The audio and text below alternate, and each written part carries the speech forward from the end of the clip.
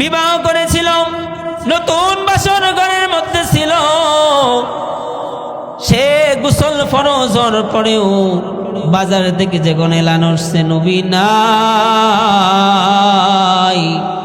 যখন শুনছে আপনি নাই, উহুদের ময়দানে আপনি শহীদ হয়ে যান, আপনার সাহাবী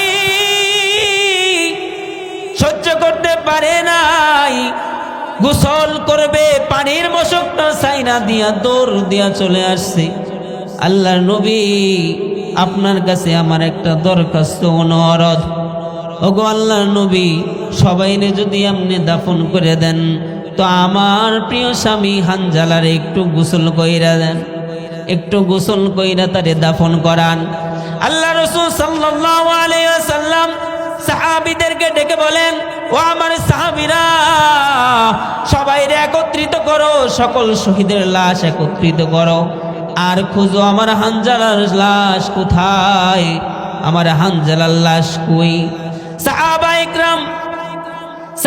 ইকরাম এদিকে খুঁজে ওদিকে খুঁজে, যিনি রিওয়ায়াত করেন সাহাবী বলে, ইয়া রাসূলুল্লাহ, দক্ষিণে খুঁজলাম, উত্তরে খুঁজলাম, পশ্চিমে খুঁজলাম, পূবে খুঁজলাম, চারিদিকে খুঁজলাম, হানজালাকে খুঁজে পাওয়া যায় না।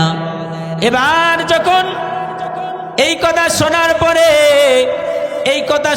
পরে হানজালার বিবিও যখন কানে আসছে, রাসূল আরবি সাল্লাল্লাহু আলাইহি ওয়াসাল্লাম মাথাটা নোয়াই দিয়ে চিন্তা করে, আর চিন্তা করতেছে, বিবিও চিন্তা করতেছে, কাঁদতেছে, আল্লাহ, নাপাক অবস্থায় আমার স্বামী শহীদ হয়েছে, এই জন্য কি নারাজ হয়ে গেল নাকি?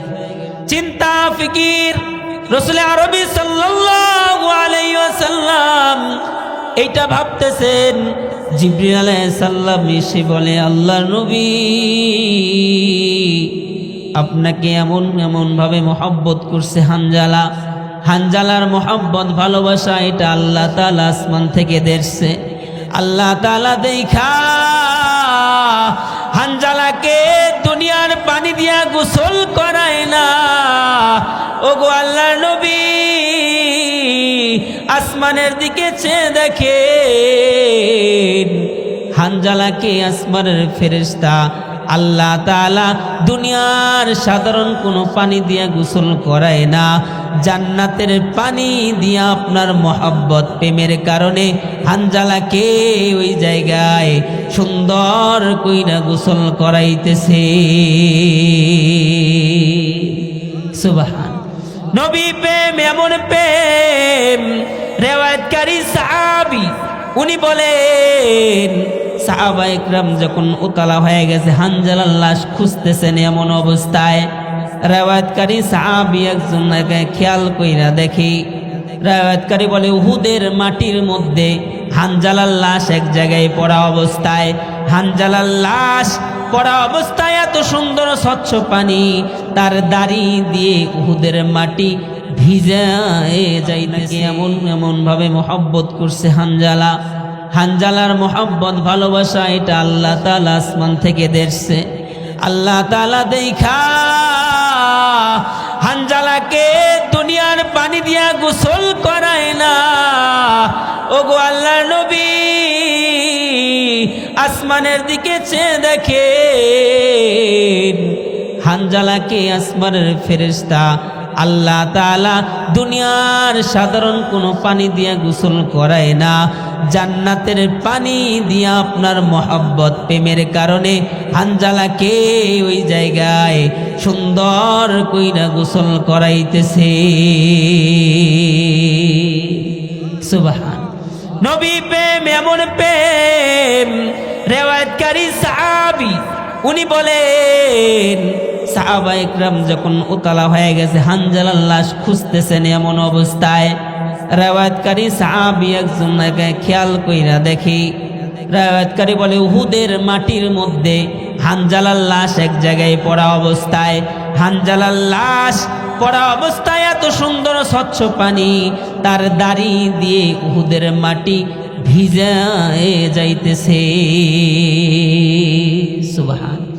নবী প্রেম এমন ছিল, একবার এলান শুনেছে নবী নাই, দৌড়াই গেছে, তার রক্ত এক বিন্দু রক্ত থাকা পরিমাণ সে এক জায়গায় এক মুহূর্তে নতুন বিবি ঘরে রাইখা দৌড় দিছি।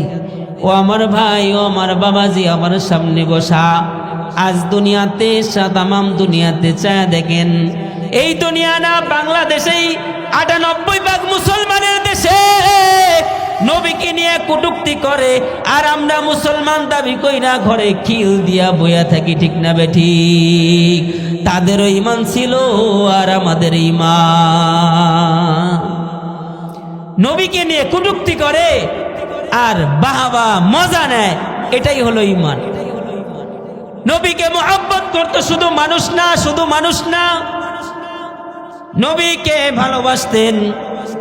নবীকে ভালোবাসতেন শুধু সাহাবা ইকরাম তাও না, নবীকে ভালোবাসতেন গাছ ভালোবাসতেন, নবীকে ভালোবাসতেন।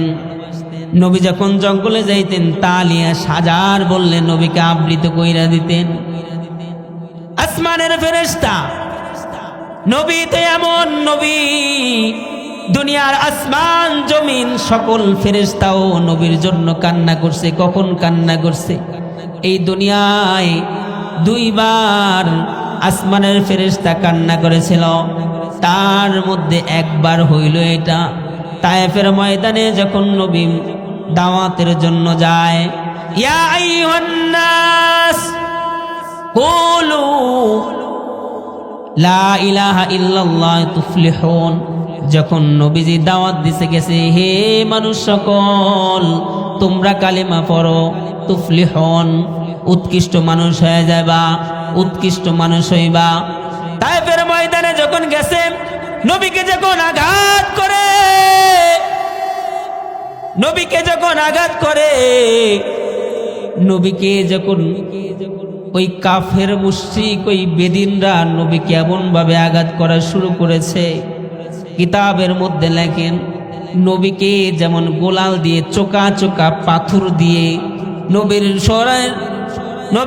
দেহ মোবারক পবিত্র শরীরে যখন পাথর দিয়ে নিক্ষেপ করছে, কিতাবের মধ্যে লেখেন এই নবীর শরীর, পবিত্র শরীর যেখানে মশা মাছি পড়তেও হারাম, এই নবীকে কাফেররা যখন আঘাত করেছে, নবীর পালিত পুত্র যায়েদ ইবনে হারেসা উনি বলে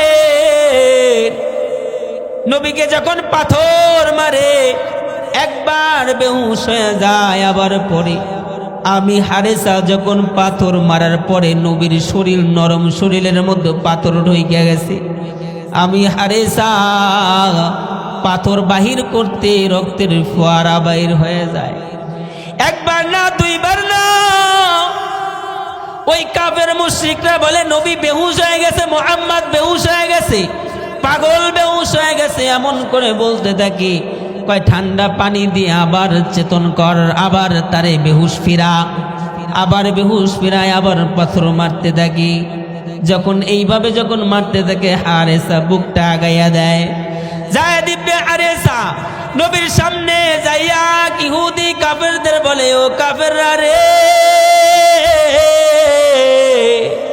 আমার নবীকে মারিস না, মারিস না, আমার নবীকে সাইরা দিয়া এই যে বুকটা দেখছস, আমার দেহ থেকে যত কানে রক্ত লাগে নিয়ে নে, আমার জীবনটা নিয়ে নে, তবু আমার নবীকে মারিস না।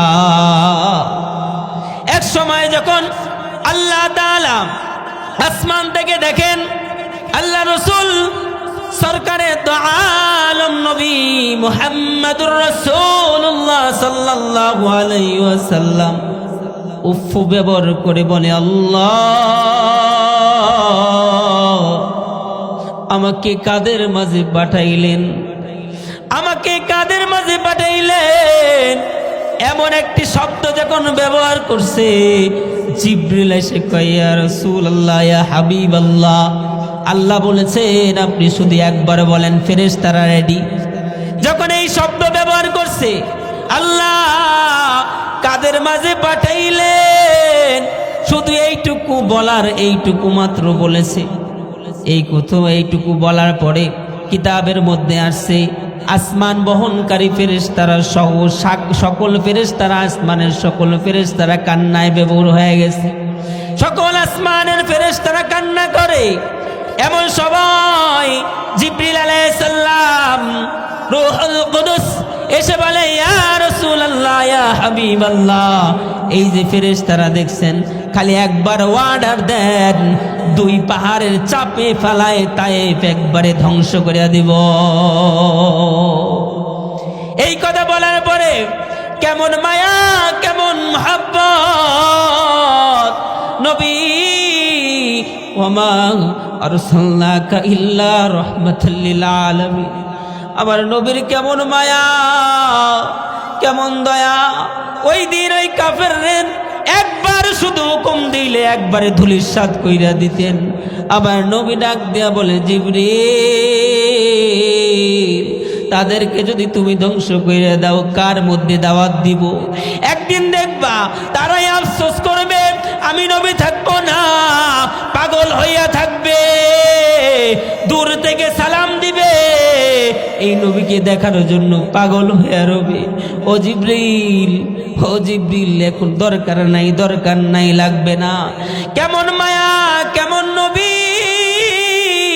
আরে আমাদের জন্য তায়েফের ময়দানে যে মায়ের খেলো, কখনো দান দান মুগর শহীদ হয়ে গেল, এমন নবী পেয়েছি যেই নবীর উপর নবী নাই। এমন নবী